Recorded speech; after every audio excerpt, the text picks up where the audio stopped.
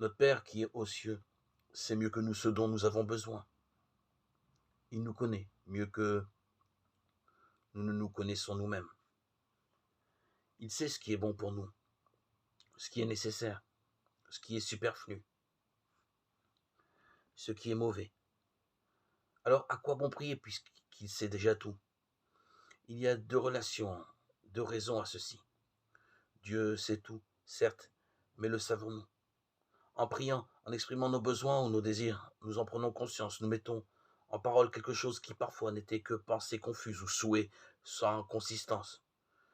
Puis nous apprenons aussi à mettre notre volonté dans la volonté de Dieu, nos paroles dans ses paroles. Prenons par exemple la prière, l'intercession d'Abraham pour Sodome. Abraham est un juste qui s'efforce parfois avec un succès tout relatif de faire ce que Dieu lui indique. Qu'a-t-il à faire du sort des pécheurs? En quoi est-ce que cela le concerne? N'est-ce pas Dieu qui, comme le dit Jésus, est le seul bon? N'est-ce pas à Dieu de se préoccuper du sort du pécheur dont il ne veut pas la mort, mais qu'il se convertisse et qu'il vive? Eh bien, en intercédant pour les pécheurs, Abraham prend fait et cause pour la volonté même de Dieu. Mais alors, pourquoi semble-t-il que Dieu chipote et traîne à se laisser convaincre? En fait, ce n'est pas lui qui marchande le prix de son pardon, mais bien Abraham. À chaque nouveau nombre, Dieu dit juste OK, mais il laisse Abraham continuer à négocier parce que c'est bon pour lui. En intercédant, il prend fait et cause pour la décision que Dieu avait déjà prise, qui est de ne jamais condamner le juste avec le pécheur. Bon, là, pas de chance. Il ne se trouve aucun juste dans la ville de Sodome, pas même un seul. Hélas, la conséquence du péché, c'est la mort, et comme personne ne veut se convertir ni revenir à Dieu, ça les condamne. Ce n'est pas faute d'avoir voulu les sauver, mais c'est parce qu'aucun d'entre eux n'a cherché à l'être. Or, si nous ne cherchons pas le salut, si nous n'avons que faire de Dieu, alors nous sommes perdus. Parce que la mort est inévitable dans ce monde soumis au pouvoir du péché. S'ils avaient fait comme à Ninive, s'ils s'étaient retournés vers Dieu, comme il aurait été prompt à pardonner leurs péchés, quels qu'ils soient, comme il les aurait accueillis dans la joie et la fête. Mais hélas, même Dieu ne peut rien contre la libre utilisation de notre intelligence et de notre volonté, quand bien même nous les mettrions au service du mal et de la mort.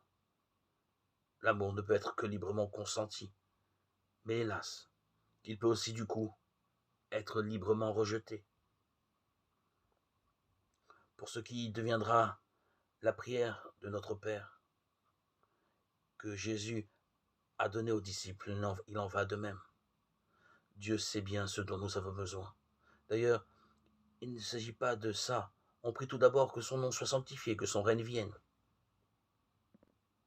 On ne lui demande pas de faire notre volonté, mais on met la nôtre dans la sienne. Certes, on lui demande de nous donner notre pain quotidien, mais c'est une reconnaissance du fait que ce qui nous permet de vivre vient de lui. Mais ensuite on s'engage à pardonner comme lui pardonne, et on finit en l'implorant de ne pas permettre que la tentation nous éloigne de lui. Dieu n'a pas besoin de nos louanges ni de nos prières, mais elle nous rapproche de lui. Il sait ce qu'il a à faire. Mais nous avons à l'apprendre de lui. Sa volonté est claire et nette. Même nous avons à mélanger la nôtre à la sienne, comme deux cires fondues ensemble finissent par ne faire qu'une. C'est pour cela qu'il faut prier sans cesse. Non pas pour que Dieu nous soit soumis, qu'il nous obéisse et qu'il fasse nos quatre volontés, mais pour que nous apprenions ce que c'est que le respect de Dieu et quelle est sa volonté. C'est la raison pour laquelle la prière n'est pas qu'une histoire de mots ou de rabâchage, de formules toutes faites. On peut prier dans le silence, dans la contemplation, simplement en se mettant face à Dieu et en lui laissant nous illuminer de sa présence.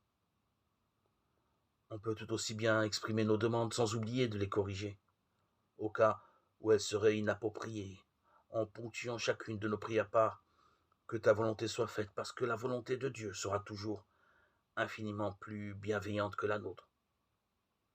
Elle ira beaucoup plus loin dans le pardon. et la réconciliation. La misère et la laideur du pécheur ne le rebutent pas, mais l'émeuvement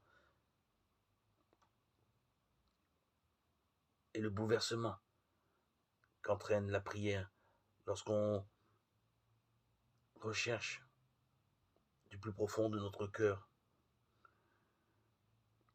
le pardon amène inévitablement le pardon de Dieu. Père, nous avons confiance en toi. Libère-nous de tout mal.